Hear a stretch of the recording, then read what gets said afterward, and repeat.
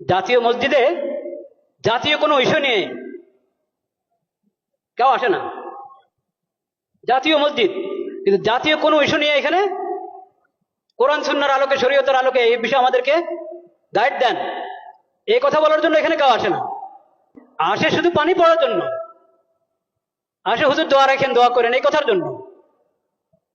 এই কথার জন্য আসে না যে জাতিসংঘের দফতর ঢাকাতে তাদের অফিস করার জন্য, দফতর করার জন্য কথা উঠছে, এটা কি আমাদের জন্য ঠিক হবে? হুজুর কোরআন সুন্নাহর আলোকে একটু বলেন। এটা লালবাগ শাহী মসজিদের খতিবের কাছেও যায় নাই, চকবাদা শাহী মসজিদের খতিবের কাছেও যায় নাই, আন্দরকিল্লার খতিবের কাছেও যায় নাই, বয়তুল মোকাররম জাতীয় মসজিদের খতিবের কাছেও আসে নাই। কেন? আল্লাহ ইমাম এবং খতিবকে কেন ইমাম বানিয়েছেন এটা তারা জানেই না, বুঝেই না। একটা ধর্ম মন্ত্রণালয় আছে, ধর্ম মন্ত্রণালয়ের মধ্যে একজন আলেমকে বসানো হয়েছে, মাশাআল্লাহ, খুশির বিষয়, বিজ্ঞ আলেম, কোরআন সুন্নাহর আলেম।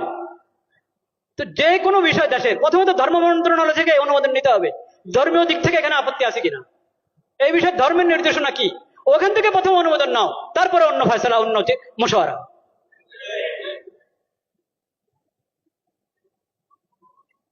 লজ্জা মরে যাওয়া উচিত বাংলাদেশিদের, যে তাদের কাছে কোরআন হাদিস থাকতে, নবীজির সিরত থাকতে, তাদেরকে মানবতা শিখাতে আসছে পশ্চিম দেশ থেকে।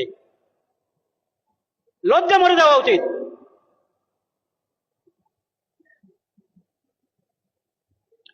আমরা আল্লাহকে সাক্ষী রাখছি, আমরা এসব অপকর্মের সঙ্গে বিলকুল আমরা সম্পর্কযুক্ত না। আল্লাহ সাক্ষী, আমরা এই ধরনের সমস্ত কর্মকাণ্ড থেকে সম্পর্কহীন।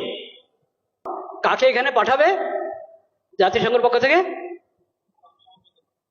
আবাসিক সমন্বয়কারী। ওই আবাসিক সমন্বয়কারী কি জানেন? সমকামী। বলেন নাউজুবিল্লাহ। এখন ওখান থেকে প্রস্তাব পাঠানো হয়েছে, এখান থেকে হ্যাঁ বলতে আর কতক্ষণ লাগবে আল্লাহ জানেন।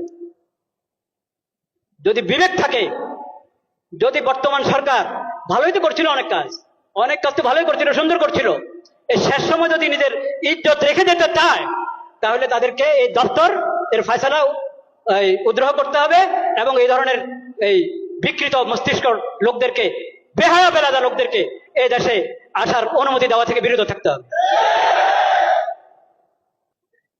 শেষ সময় নির্বাচনের ঘোষণা করে এখন নিজের ইজ্জত নষ্ট করবেন আপনারা? এইসব হারাম কাজ অন্তর্বর্তীকালীন সরকার করক তাও হারাম, নির্বাচিত সরকার করক তাও হারাম, যে করক এসব কাজ হারাম। ঈমান রক্ষা করো, ঈমান রক্ষা করো, চরিত্র রক্ষা করো। ঈমান বিনষ্টকারী, চরিত্র বিনষ্টকারী, আখলাক বিনষ্টকারী কোনো কিছুর অনুমোদন এই দেশে চলতে পারে না। এটা তাওহীদের জমিন। আল্লাহ তাআলা হেফাজত করেন।